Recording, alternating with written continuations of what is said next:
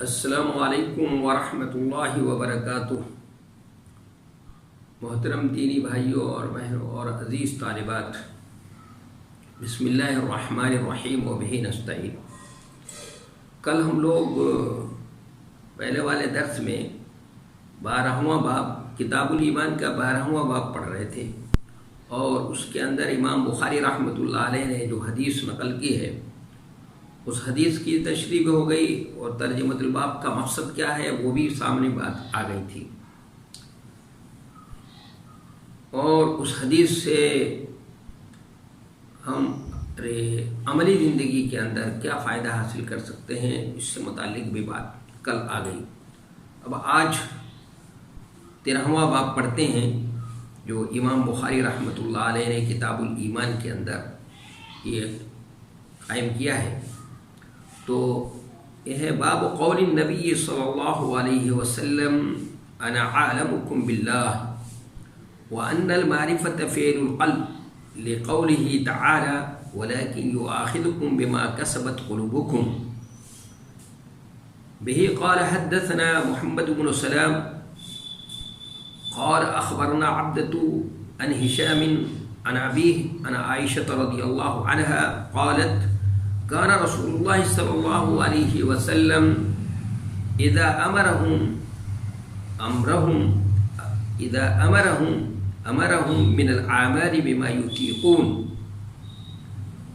قالت كان رسول الله صلى الله عليه وسلم إذا أمرهم من الأعمال بما يطيقون قالوا إنا لسنا كهيئتك يا رسول الله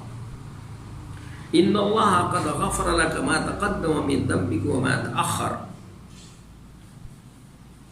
فيغضب حتى يعرف الغضب في وجهه ثم يقول إن أتقاكم وعالمكم بالله أنا، أو كما قال صلی اللہ علیہ وسلم۔ یہ ترجمہ الباب ہے، اور اس کے اندر یہ حدیث ہے۔ تو پہلے ترجمہ کرتے ہیں، پھر اس کے بعد ترجمہ الباب کا مقصد سمجھنے کی کوشش کرتے ہیں، پھر اس کے بعد حدیث کو سمجھیں گے، اور حدیث کا ترجمہ الباب سے کیا ربط ہے اس کو بھی سمجھنے کی کوشش کریں گے۔ اس کے بعد اپنی عملی زندگی میں ہم اس حدیث سے کیا کیا فائدہ اٹھا سکتے ہیں، اور ہم اپنی عملی زندگی کے اندر اس دور حاضر میں کیا کیا اس سے استفادہ کر سکتے ہیں اس پر جو ہے غور کریں گے انشاءاللہ۔ تو سب سے پہلے ترجمہ کہ باب قول النبی صلی اللہ علیہ وسلم انا عالمکم باللہ، نبی صلی اللہ علیہ وسلم کے اس قول کا باب کہ میں تم میں سب سے زیادہ اللہ کو جاننے والا ہوں۔ کیا فرمایا نبی صلی اللہ علیہ وسلم؟ باب قول النبی صلی اللہ علیہ وسلم انا عالمکم باللہ، کہ نبی صلی اللہ علیہ وسلم کے اس قول کا باب کہ میں تم میں سب سے زیادہ اللہ کو جاننے والا ہوں، اور اس کا باب کہ معرفت دل کا فعل ہے۔ دلیل اللہ کا یہ قول ہے، اس کی دلیل اللہ کا یہ قول ہے وَلَكِنْ يُؤَاخِذُكُمْ بِمَا كَسَبَتْ قُلُوبُكُمْ۔ اصل قرآن کی 225 نمبر سورہ بقرہ کی یہ آیت ہے کہ لا يؤاخذ اللہ باللغو فی ایمانکم ولكن يؤاخذکم بما کسبت قلوبکم، کہ اللہ تمہاری قسموں میں جو پختہ نہیں ہوتی ہیں اس پر مواخذہ نہیں کرتا ہے۔ اللہ تبارک تعالیٰ تمہاری قسموں میں جو پختہ نہیں ہوتی ہیں اس پہ مواخذہ نہیں کرتا، لیکن ہاں جو اللہ تبارک و تعالیٰ ان قسموں پر تمہاری گرفت کرے گا جو تمہارے دلوں نے قصدن کھائی ہیں، یعنی جن کو دلوں نے کمایا ہے۔ یہ امام بخاری رحمۃ اللہ علیہ نے دلیل پیش کی ہے کہ ان المعرفت فعل القلب، کہ قلب کا بھی فعل ہوتا ہے، اس کے لیے دلیل پیش کی ہے امام بخاری رحمۃ اللہ علیہ نے یہ قرآن کی آیت کہ لا يؤاخذكم اللہ باللغو فی ایمانکم ولكن يؤاخذكم بما کسبت قلوبکم۔ اور اس میں حدیث نقل کی ہے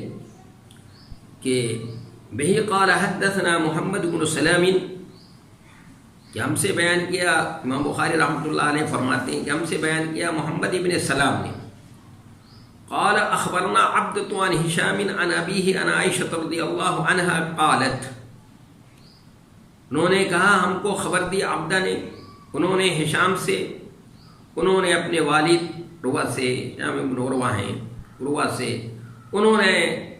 یہ خالہ جان اس سے حضرت عائشہ رضی اللہ تعالی عنہ سے،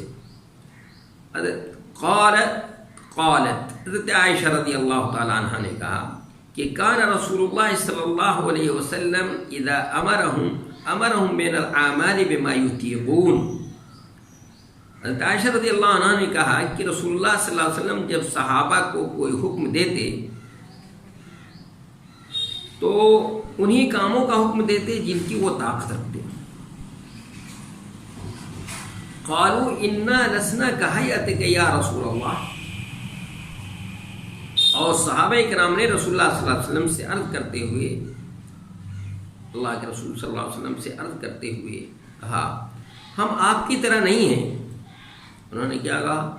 کہ انا لسنا کہیئتک یا رسول اللہ، کہ اللہ کے رسول ہم آپ کی طرح نہیں ہیں۔ ان اللہ قد غفر لك ما تقدم من ذنبك وما تأخر، بے شک اللہ تعالیٰ نے آپ کے اگلے پچھلے سارے گناہ معاف کر دیے ہیں۔ ان اللہ قد غفر لك ما تقدم من ذنبك وما تأخر فيغضب الله فيغضب حتى يعرف الغضب في وجهه، یہ سن کر آپ اتنا غصہ ہوتے کہ آپ کے چہرے مبارک پر غصے کا اثر ظاہر ہو جاتا۔ فَيَغْضَبُ حَتَّى يُعْرَفَ الْغَضَبُ فِي وَجْهِهِ ثُمَّ يَقُولُ، پھر آپ فرماتے سنو، ثُمَّ يَقُولُ سنو، إِنَّ أَتْقَاكُمْ وَعَالَمَكُمْ بِاللَّهِ وَعَالَمَكُمْ بِاللَّهِ أَنَا، إِنَّ أَتْقَاكُمْ وَعَالَمَكُمْ بِاللَّهِ أَنَا، سنو تم میں سب سے زیادہ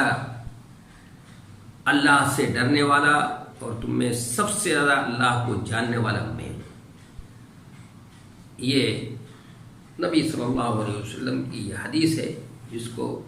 امام بخاری رحمۃ اللہ علیہ نے اس ترجمۃ الباب کے ضمن میں نقل کیا ہے۔ تو سب سے پہلے یہ سمجھنے کی کوشش کرتے ہیں کہ یہ ترجمۃ الباب کا مقصد کیا ہے۔ تو بظاہر تو ہم اس ترجمۃ الباب پہ جب ایک نظر چٹتی نظر ڈالتے ہیں، بظاہر ہمیں یہ معلوم ہوتا ہے کہ یہ ترجمۃ الباب جو امام بخاری رحمۃ اللہ علیہ نے یہاں پر قائم کیا ہے، اس کا تو یہ کتاب الایمان سے کوئی تعلق نہیں معلوم ہو رہا ہے، اس لیے کہ یہاں پر اس میں تو ایمان کا کوئی تذکرہ ہی نہیں ہے، کہیں پر یہ نہیں ہے کہ من الایمان یا اس طرح کا کوئی تذکرہ نہیں ہے۔ جبکہ امام بخاری رحمۃ اللہ علیہ نے کتاب الایمان کے اندر جتنے بھی تراجم قائم کیے ہیں، جتنے بھی ترجمۃ الباب قائم کیے ہیں، وہ یا تو مرجئہ کی تردید کے لیے ہے، یا کرامیہ کی تردید کے لیے ہے، یا اور دوسرے جو غلط نظریات ہیں، معتزلہ ہوں یا خوارج ہوں، ان کی تردید کے لیے امام بخاری رحمۃ اللہ علیہ نے یہ تراجم قائم کیے ہیں۔ تو بظاہر اس ترجمۃ الباب کے اندر کہیں ایمان کا تذکرہ نہیں ہے جو جس میں یہ کہا جائے یہ ہو کہ بھائی یہ اس کا تعلق، یہ ایمان کا تذکرہ یہاں پر کہیں پر تو نظر نہیں آ رہا ہے۔ بظاہر جو ہے ایمان کا تذکرہ کہیں نہیں ہے۔ یہ تو ترجمۃ الباب جو ہے یہ تو اس قابل تھا کہ اس کو کتاب الایمان میں، کتاب العلم میں اس کو بیان کیا جاتا، جو ابھی اس کتاب الایمان کے بعد کتاب العلم کا بھی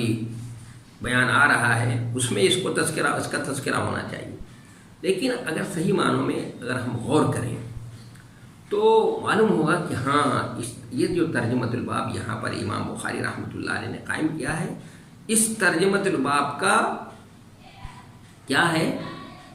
اس کتاب الایمان سے گہرا ربط ہے۔ پھر جب اس کا گہرا ربط اس کا ثابت ہو جائے گا تو پھر اس کا مقصد کیا ہے، اس کا مقصد بھی ہمارے سامنے واضح ہو جائے گا۔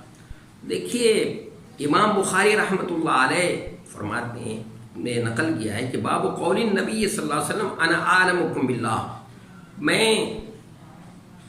آپ نے یہ فرمایا میں تم میں سب سے زیادہ اللہ کو جاننے والا ہوں، عالم کا لفظ استعمال کیا۔ تو چونکہ ایمان کا جو تعلق ہے ایمان جو ہے اس کا تعلق علم سے ہے اور معرفت سے ہے. جس کے اندر جتنا زیادہ علم ہوگا، جس کے اندر جتنی زیادہ اللہ کی معرفت ہوگی، اس کا ایمان اتنی ہی طاقتور ہوگا. اور جس کے اندر علم کم ہوگا، اللہ کی معرفت کم ہوگی، اس کا ایمان اسی کے برابر ہوگا. تو علم اور علم بھی برابر نہیں ہوتا، معرفت اور معرفت بھی برابر نہیں ہوتی. تو اس طرح سے معلوم یہ ہوا کہ یہ چونکہ علم کا تعلق ایمان سے ہے، تو اسی طرح ایمان اور ایمان بھی برابر نہیں ہوتا ہے. ایمان میں بھی کیا ہوتی ہے؟ کمی اور زیادتی ہوتی ہے. تو اس پہلو سے سوچا جائے، اس پہلو سے غور کیا جائے تو اس معلوم ہوگا کہ اس ترجمۃ الباب کو جو امام بخاری رحمۃ اللہ علیہ نے کتاب الایمان کے اندر نقل کیا ہے، اور کتاب الایمان کے اندر انہوں نے نقل کیا ہے، اس کا کتاب الایمان سے گہرا ربط ہے. تو وہ امام بخاری رحمۃ اللہ علیہ نے کیا بتایا کہ ایمان کا تعلق اس سے ہے، علم سے ہے، معرفت سے ہے. تو علم اور معرفت اس میں بھی کمی اور زیادتی ہوتی ہے، سب کا علم برابر نہیں ہوتا. یہاں پہ آپ صلی اللہ علیہ وسلم نے اپنے لیے عالم کا لفظ دیا، میں تم میں سب سے زیادہ جاننے والا ہوں. معلوم کہ کسی کا علم زیادہ ہوگا، کسی کا کم ہوگا، اور کسی کی معرفت زیادہ ہوگی، کسی کی معرفت کم ہوگی. تو ایمان کا تعلق علم سے اور معرفت سے ہے. تو جس علم زیادہ ہوگا تو اس کا ایمان بھی قوی ہوگا، اور جس کی معرفت قوی طاقتور ہوگی تو اس کا ایمان بھی طاقتور ہوگا، جس کمزور ہوگی اس کے لیے. تو نبی صلی اللہ علیہ وسلم چونکہ اور سب لوگوں کے مقابلے میں سب سے زیادہ اللہ کو جاننے والے تھے، سب سے زیادہ اللہ کو پہچاننے والے تھے، اس لیے آپ کا ایمان سب سے زیادہ قوی تھا، حتیٰ کہ فرشتوں سے بھی زیادہ قوی تھا آپ کا ایمان. تو اب کوئی کہہ سکتا ہے، یہ کہہ سکتا ہے کہ ایمان تو اس کا نام ہے، ابھی امام بخاری رحمۃ اللہ علیہ نے فرمایا کہ ایمان قول و عمل. یہ ایمان کس کا نام ہے؟ قول اور عمل کا. تو فعل کا تو عمل ہوتا نہیں. ہم تو یہی جانتے ہیں کہ اعضاء اور جوارح، عمل جو ہے کس کا ہوتا ہے؟ اعضاء اور جوارح کے ذریعے سے سرد ہوتے ہیں عمل. تو یہ فعل کا تو عمل ہوتا نہیں ہے. تو قول یا تو ایمان اس کا نام ہے قول کا اور عمل کا، تو فعل کا تو عمل ہوتا نہیں. تو اس کو ثابت کیا امام بخاری رحمۃ اللہ علیہ نے فرمایا کہ ان المعرفت فعل القلب، یہ معرفت جو ہے یہ قلب کا فعل ہے. تو کوئی کہہ سکتا ہے بھائی قلب کا فعل تو ہے تو ہم کو تو معلوم نہیں. تو اس کی دلیل دی انہوں نے اللہ جل شانہ کے اس ارشاد سے استدلال کیا انہوں نے کہ فعل کا بھی قلب ہوتا ہے، دل کا بھی عمل ہوتا ہے. ایسی بات نہیں ہے، دل کا بھی عمل ہوتا ہے، اور اس کا جو ہے اس کا تعلق دل سے ہی ہوتا ہے. اور اس کے لیے دلیل کیا دی پیش کی انہوں نے کہ سورہ بقرہ میں اللہ جل شانہ کا ارشاد ہے لا یؤاخذکم اللہ باللغو فی ایمانکم، کہ تمہارے قسموں میں جو غیر پختہ ہوتی ہیں، جو پختہ نہیں ہوتی ہیں، اس پر اللہ تعالیٰ تمہارا مواخذہ نہیں کرتا. ولیکن یؤاخذکم بما کسبت قلوبکم، لیکن ہاں ان قسموں پہ تمہارا مواخذہ کرتا ہے، ان قسموں پہ تمہاری گرفت کرے گا جو تمہارے دلوں نے قصدن کھائی ہیں. تو قسم کی نسبت جو ہے قلب کی طرف بھی ہے، یعنی یہ قلب کا عمل ہے. تو معلوم ہوا کہ قلب کا بھی عمل ہوتا ہے، اور یہ معرفت کا تعلق کیا ہے؟ قلب سے ہے. اور یہ عمل فعل قلب کا عمل ہے. تو معرفت بھی سب کی یکساں نہیں ہوتی ہے. کیا ہوتی ہے؟ معرفت کسی کی زیادہ ہوتی ہے، کسی کی کم ہوتی ہے. تو کسی کی طاقتور کسی کی بہت زیادہ ہوتی ہے. تو جس کی جتنی زیادہ ہوگی اس کا اتنا ہی ایمان زیادہ قوی ہوگا، اتنا ہی طاقتور ہوگا. جس کی زیادہ کم ہوگی اس کا ایمان اتنی کمزور ہوگا. تو اس طرح سے سوچیں گے، غور کریں گے، تو جو اس کے اوپر اشکالات ہو رہے تھے وہ اشکالات بھی دور ہو جائیں گے. اور امام بخاری رحمۃ اللہ علیہ نے جو یہ ترجمۃ الباب قائم کیا ہے کتاب الایمان کے اندر، جو بظاہر ہم کو معلوم ہو رہا ہے کہ کتاب الایمان کے اندر نہیں ہونا چاہیے تھا، اس کو کتاب العلم میں ہونا چاہیے تھا. نہیں، امام بخاری رحمۃ اللہ علیہ نے اس کو کتاب الایمان میں قائم کیا ہے، تو اس لیے قائم کیا ہے. اس کی وجہ یہ ہے، اس کو اس حیث سے اس پہلو سے غور کریں گے تو سمجھ میں آ جائے گی کہ اس کا کتاب الایمان سے بہت گہرا ربط ہے. اور پھر مقصد کیا ہے امام بخاری کا؟ مقصد وہی بتانا ہے کہ نفس ایمان میں کمی اور زیادتی ہوتی رہتی ہے. یہ سارے محدثین کا نقطۂ نظر یہ ہے، جمہور سلف کا نقطۂ نظر یہی ہے کہ نفس ایمان کے اندر کمی اور زیادتی ہوتی رہتی ہے، اور ایمان قول اور عمل دونوں کا نام ہے، یعنی صرف تصدیق کا نام نہیں ہے۔ پھر کہ صرف تصدیق کا نام ہو، زبان سے اقرار کرنے کا نام ہو، یا مرجیہ یا کررامیہ کہتے ہیں کہ ایمان صرف نام کس کا ہے، نطق کا نام ہے، زبان سے کہہ دینے کا نام ہے، تو امام بخاری رحمۃ اللہ علیہ کہتے ہیں نہیں،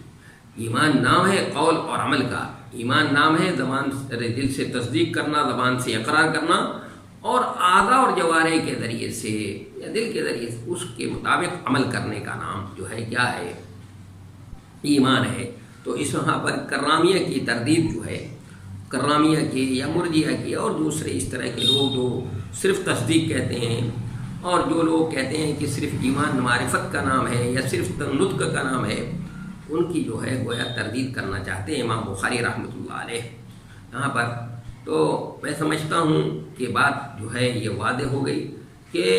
اس ترجمہ الباب کا کتاب العلم سے، کتاب الایمان سے بہت گہرا ربط ہے، اور اس کے پیچھے امام بخاری رحمۃ اللہ علیہ کا مقصد یہ ہے۔ تو اس میں جو حدیث نقل کی ہے،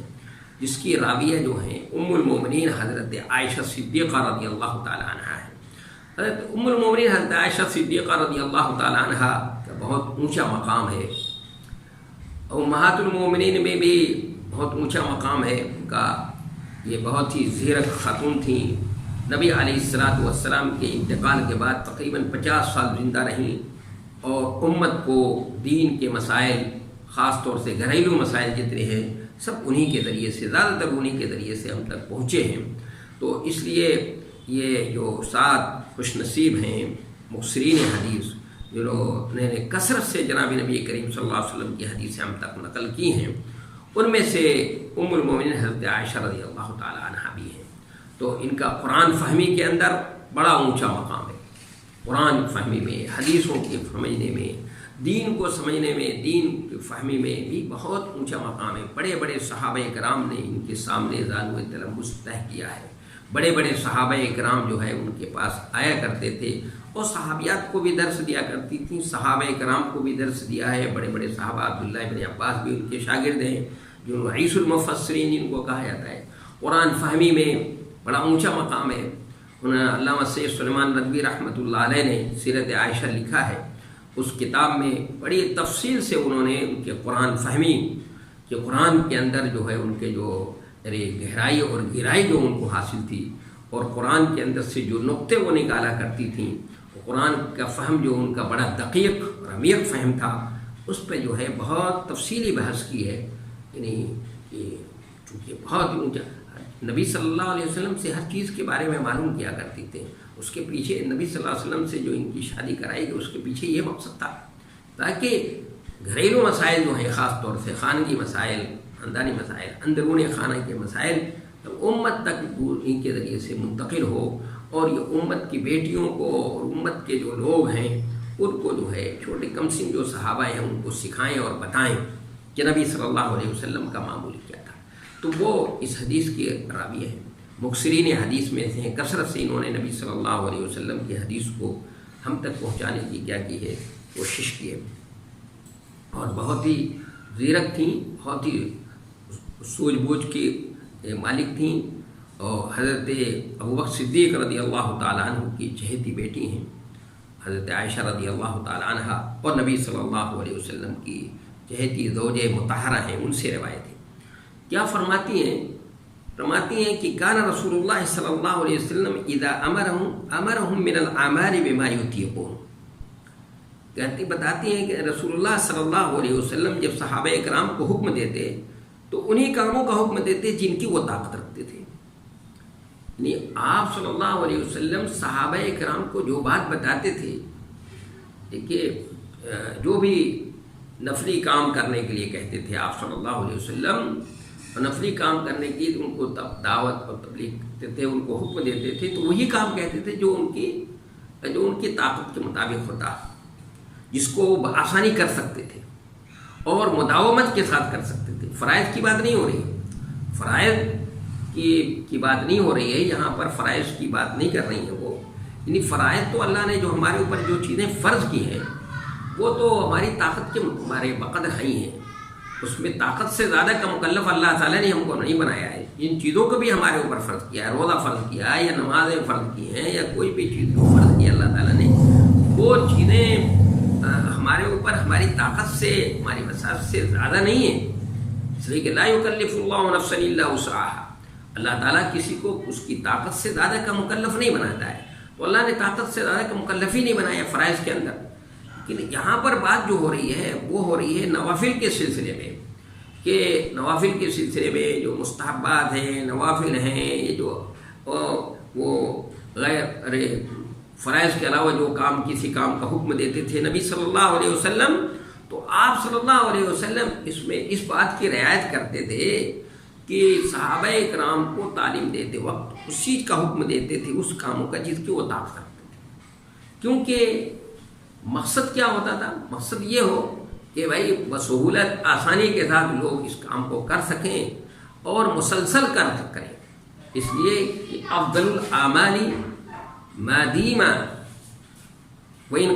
قل، کہ سب سے بہترین یا احب الاعمال الی اللہ ما دیم علیہ وإن قل، کہ اللہ کو سب سے زیادہ پسندیدہ، اللہ کے نزدیک سب سے بہتر کام کیا ہے کہ جس کو مداومت کے ساتھ کیا جائے، جس کو مسلسل کیا جائے، اور اگرچہ تھوڑا ہی ہو لیکن مسلسل کیا جائے۔ یہ نہیں کہ ایک دن تو بہت زیادہ عمل کر لیا اور معلوم ہوا تہجد بھی ہے اور نوافل بھی ہیں اور بہت سارے کام کر لیے، لیکن دوسرے دن کیا ہوا؟ فرائض کو بھی چھوڑ دیا، اور یا دوسرے دن پھر اس میں سستی ہو گئی۔ نہیں، ایسا کام اللہ کے رسول صلی اللہ علیہ وسلم اس سلسلے میں صحابہ کرام کو اسی کی تعلیم دیتے تھے جو ان کی طاقت جس کی وہ طاقت رکھتے تھے، یعنی جس کو بسہولت وہ آسانی کے ساتھ کر سکیں اور مسلسل کر سکیں۔ یہ نبی صلی اللہ علیہ وسلم کا معمول تھا، اس لیے آپ کو بھی اختیار دیا جاتا تھا دو کاموں میں، فَإِنْ خُيِّرَ بَيْنَ أَمْرَيْنِ، تو آپ صلی اللہ علیہ وسلم جو اس میں سب سے آسان ہوتا اس کو اختیار کرتے، بس شرط ہے کہ وہ صحیح ہو، جائز ہو، صحیح ہو،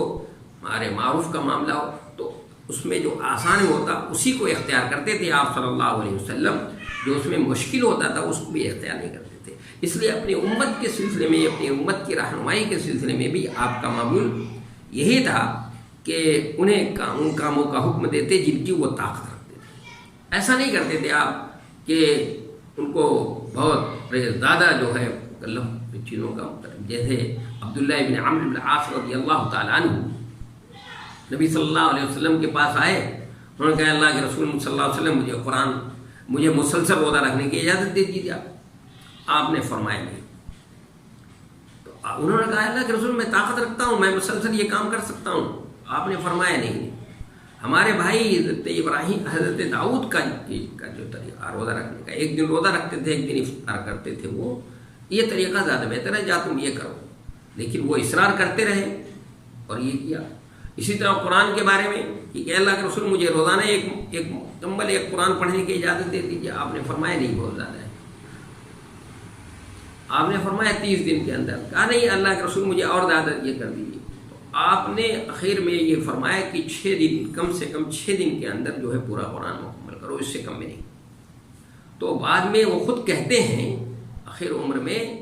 کہ میں نے اپنے اوپر اپنی اصرار سے اپنے اوپر وہ چیز کو جو ہے اپنے اوپر ضروری قرار دیا۔ نبی صلی اللہ علیہ وسلم تو یہی فرما رہے تھے، تو جانتے تھے چونکہ نفسیات کہ آدمی اس کو مسلسل نہیں کر پائے گا، آخر عمر میں آج جوان ہے،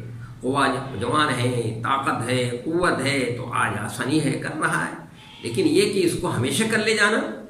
تو آسانی مشکل ہو جائے گا انسان کے لیے، آخر عمر میں بڑھاپے میں مشکل ہوگا۔ تو وہ کہتے تھے کہ میں کاش کہ میں نبی صلی اللہ علیہ وسلم کی رائے کو مان لیتا تو آج مجھے یہ پریشانی کے دن نہ دیکھنے پڑتے، مجھے یہ پریشانی نہیں ہوتی۔ تو نبی صلی اللہ علیہ وسلم کا معمول یہی تھا کہ نوافل کے سلسلے میں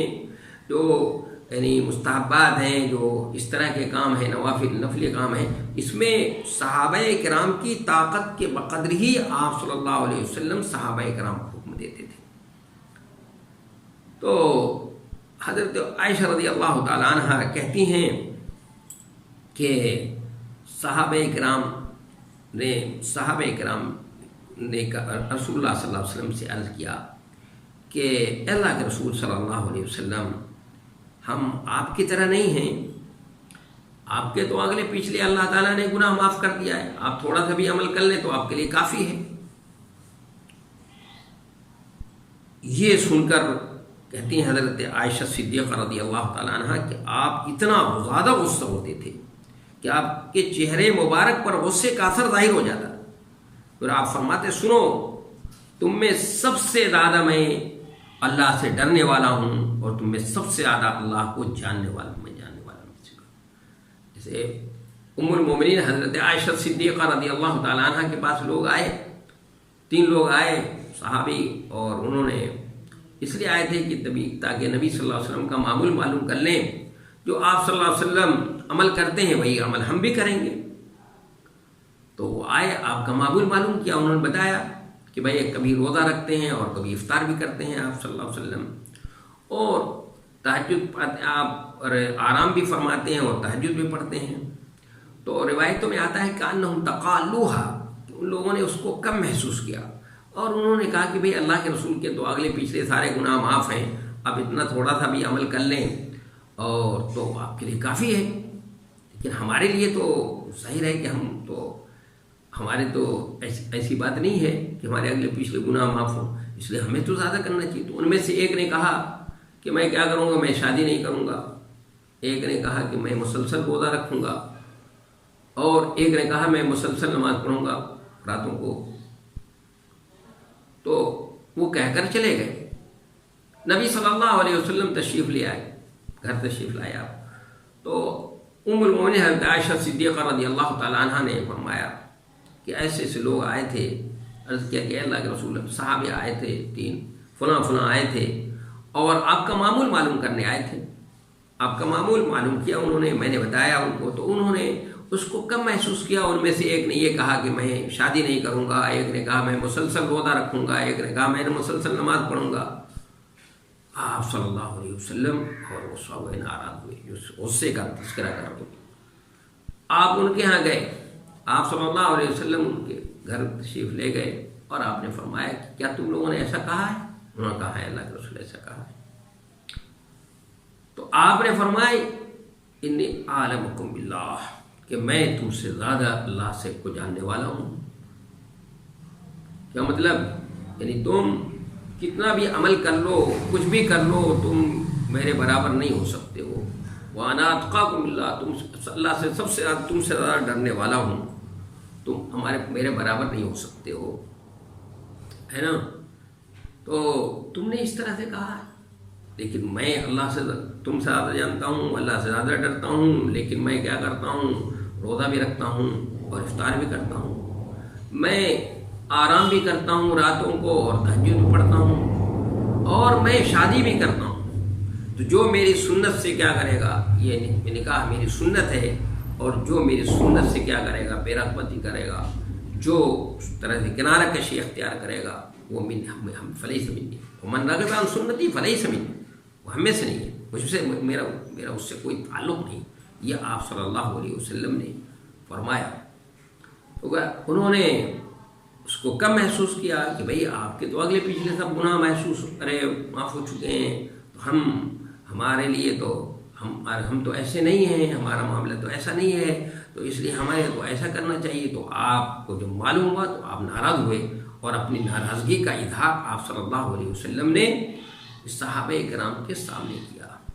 تو آپ نے فرمایا اس میں کہ میں تم سے اللہ سے سب سے زیادہ جاننے والا ہوں، اللہ سے سب سے زیادہ تم سے زیادہ جو ہے اللہ سے ڈرنے والا ہوں، تو تم اگر یہ چاہتے ہو کہ اس طرح عمل کر کے تم میرے برابر ہو جاؤ گے، تم میرے برابر نہیں ہو سکتے، اس لیے کہ عمل کے اندر جو خشیت پیدا ہوتی ہے، وہ اس کے اندر جو کیف پیدا ہوتا ہے، وہ علم کی اور معرفت کی بنیاد پر ہوتی ہے۔ میرا علم تمہارے علم سے بہت زیادہ بڑا، میری معرفت تمہاری معرفت سے بہت بڑی ہوئی،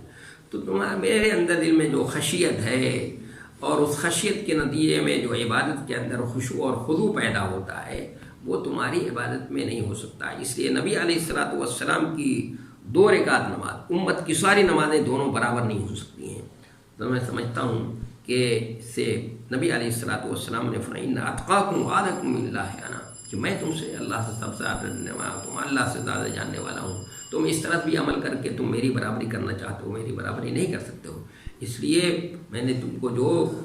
طاقت کی بقدر بتایا ہے، جس طرح سے عمل کرنے کو بتایا ہے اسی کے مطابق عمل کرو۔ اس لیے کہ اللہ کو وہ عمل پسند نہیں ہے جو بہت زیادہ ہو لیکن اس پر مداومت نہ ہو، وہ عمل پسند ہے جو تھوڑا ہو لیکن اس پہ مداومت ہو، تو اللہ کو وہ عمل جو ہے زیادہ پسند ہے۔ میں سمجھتا ہوں کہ حدیث کی وضاحت ہو گئی۔ اب اس حدیث سے ہمیں عملی زندگی میں کیا فائدہ ہوتا ہے، تو انشاءاللہ اس کے بعد والے درس میں ہم اس پہ جو ہے اس کے متعلق بات ہوگی، گفتگو ہوگی۔ وما توفیقی الا باللہ، والسلام۔